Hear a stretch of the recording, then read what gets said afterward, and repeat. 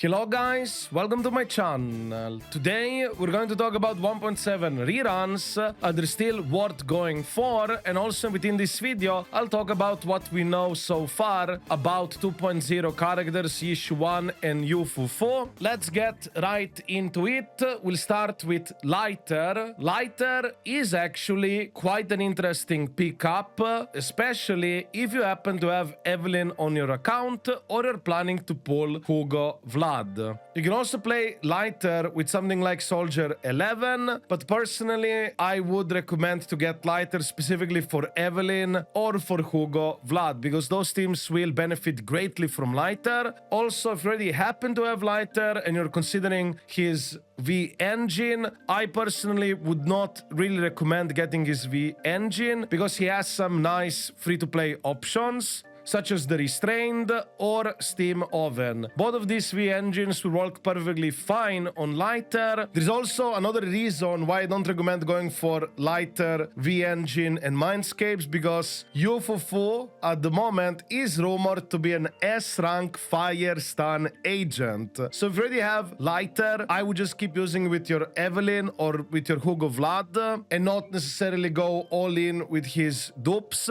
But of course, if he's your favorite character and you just want to enhance him further, you can do that. But if you want to enhance your Lighter further, you could also look into his Mindscape 1. His Mindscape 1 does provide further ice and fire resistance down, which is very useful for your fire and ice agents such as Evelyn and Hugo Vlad. Also, you will have the capability to increase the stun duration on enemies by 5 seconds. And also want to kinda elaborate on this stun duration increase. Lighter actually does not increase the stun duration itself in seconds, but he pauses it. So characters like Hugo Vlad, which consume stuns to do massive damage and also deal damage based on the stun duration, this stuff will not work there, but still the ice res will be useful obviously with Hugo Vlad. And also I guess it can make it more comfy to play because you will be able to line up things much easier. But of course, if you are planning to get M2 Hugo Vlad, where you maintain the stuns on enemies even after he quote-unquote does his big thing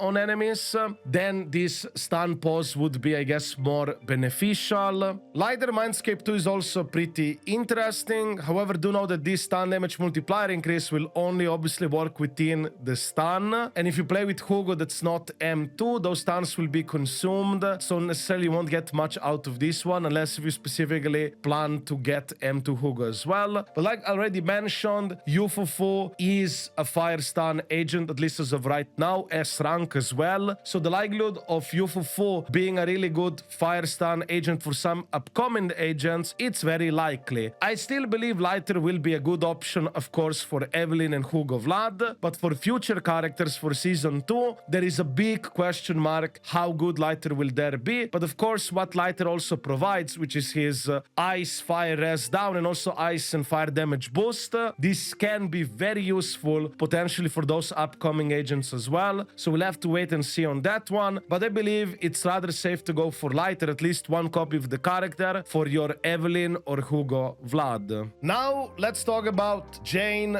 Doe. Jane Doe is one of the earliest characters. On her release, she was deemed to be very, very strong, and now over time, people's perception of this character has changed, but I will still provide my points why I believe this character can still be okay on a rerun, especially if you do like this character a lot. You can still make her work just fine. But before I go in all of these details, I would like to let you know that a lot of you guys who watch me are not subscribed. If you like to support this small channel, feel free to subscribe, smile. So now let's continue with Jane Doe. So Jane Doe is being rerun within the same patch as Vivian, and Vivian can improve Jane. So if you want to make your Jane Doe stronger, Vivian will be able to do that. However, you have to know that Jane is not necessarily best in slot for Vivian, but Vivian is best in slot for Jane. So if you really like Jane and you just want to make her stronger, picking up Vivian for your Jane is a pretty good idea. Of course, if you also have already Astria on your account, you can just combine Vivi and Aster together with Jane,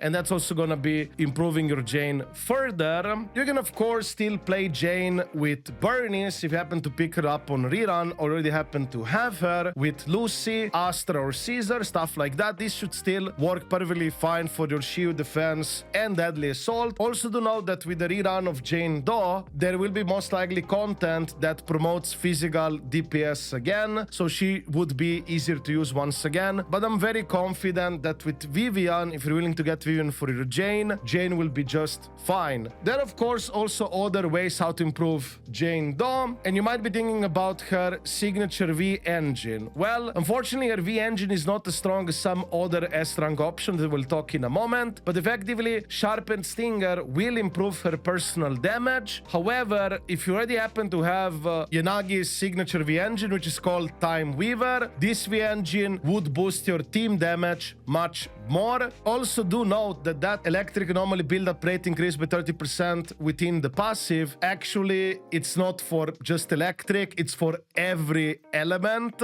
This means you will also be able to get 30% anomaly build-up rate for physical, and also on top of that, it's going to improve your disorder damage. This is a very strong V-engine for Jane Doe, and I would highly recommend to wait for this V-engine rerun, if you don't happen to have it already, to enhance your Jane Doe. I really don't recommend going for Jane Doe V-engine over Time Weaver. And also, speaking of disorders, I would also highly recommend that you stick with disorder teams for Jane Doe, because the old way we used to play Jane Doe, I don't think it's as effective or strong as it used to be. Now having the disorders either with Bernice or through Vivian, it's gonna make her much better to play. Now I guess I can also talk about her mindscapes. She does have some interesting mindscapes. So basically her M1, it's all right, but I would still kind of prioritize getting that Time Weaver instead over her M1. But if you decide to get her M1, it does improve her physical anomaly build-up rate,